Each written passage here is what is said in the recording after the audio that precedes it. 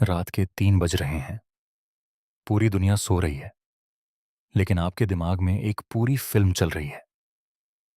आप उस बहस को दोबारा जीत रहे हैं जो 2 साल पहले हुई थी, या आप अपनी सफलता की वो स्पीच तैयार कर रहे हैं जो शायद आप कभी देंगे ही नहीं। लोग इसे ओवर थिंकिंग कहेंगे, कुछ इसे ख्याली पुलाव कहेंगे, लेकिन साइकोलॉजी की दुनिया में इसे एक बहुत ही पावरफुल क्षमता माना जाता है। क्या आप जानते हैं कि आपका दिमाग ये फेक सिनेरियोज क्यों बनाता है? क्योंकि आपका दिमाग एक साधारण प्रोसेसर नहीं, बल्कि एक हाई एंड मेंटल सिमुलेटर है। जितना ज्यादा आपका आईक्यू होगा, आपका यह सिम्युलेटर उतनी ही जटिल, कॉम्प्लेक्स कहानियां बुनेगा।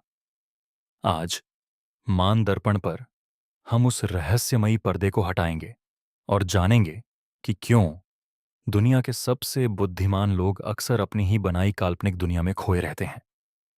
यह कोई कमजोरी नहीं, आपकी सुपर पावर है। नमस्कार दोस्तों, स्वागत है आपका मानदारपन पर। यहां हम मनोविज्ञान के जरिए आपके मन की अनसुलझी गुत्थियों को सुलझाते हैं। अगर आप भी अपने दिमाग की इस फैक्ट्री को और गहराई से समझना चाहते हैं, तो अब भी सब्सक्राइब बटन दबाएं और बेल आइकॉन को ऑन कर लें। हाई आईक्यू वाले लोग फेक सिनेरियोज क्यों बनाते हैं? इसका जवाब हमारे विकास एवोल्यूशन में छुपा है। आदि मानव के समय से ही वो इंसान ज्यादा समय तक जिंदा रहा जो भविष्य के खतरों को पहले से ही इमेजिन कर सकता था। जब आपका आईक्यू हाई होता है, तो आपका प्रीफ्रंटल कॉर्टेक्स, जो योजना बनाने का काम करता है, बहुत ज्यादा एक्टिव होता है।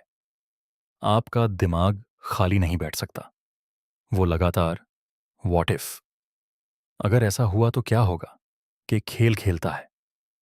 आप सिर्फ सपने नहीं देख रहे, आप असल में हजारों संभावनाओं की स्ट्रेस टेस्टिंग कर रहे हैं, ताकि असल जिंदगी में आप कभी फेल ना हो। दोस्तों, जरा कमेंट्स में मुझे ईमानदारी से बताइए, आपका सबसे कॉमन फेक सिनेरियो कौन सा है? क्या आप अक्सर खुद को एक हीरो की तरह देखते हैं, या आप आने वाले किसी खतरे की तैयारी कर रहे होते हैं? कमेंट्स में लिखें, आई एम अ सिम्युलेटर। आपके कमेंट्स से हमें पता चलेगा कि हमारे दर्शकों में कितने क्रिएटिव माइंड्स मौजूद हैं।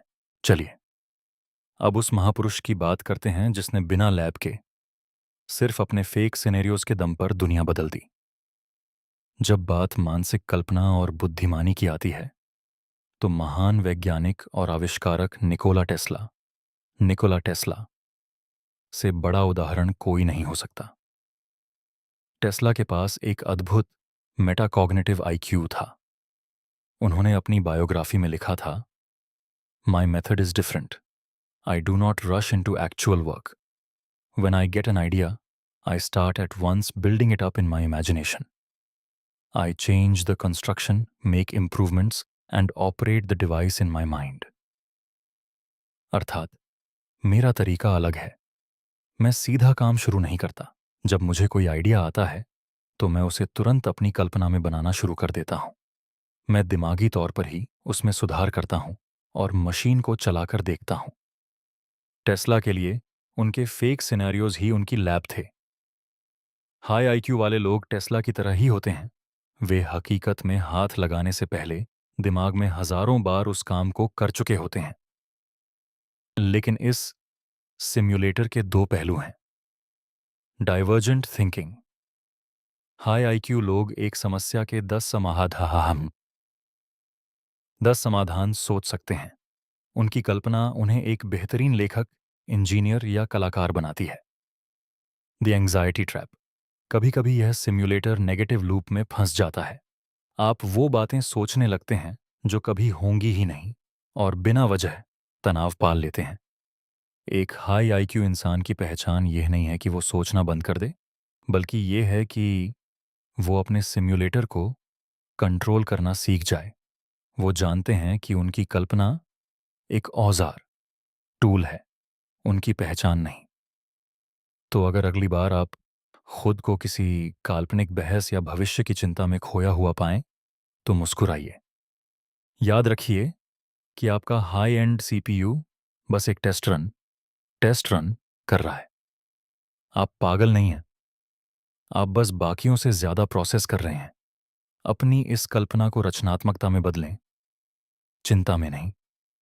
अगर आज ईमानदारपन के इस वीडियो ने आपको अपनी ही ओवरथिंकिंग से प्यार करना सिखाया है, तो इसे लाइक ज़रूर करें और इसे अपने उस दोस्त के साथ शेयर करें जो हमेशा अपनी ही दुनिया में खोया रहता है।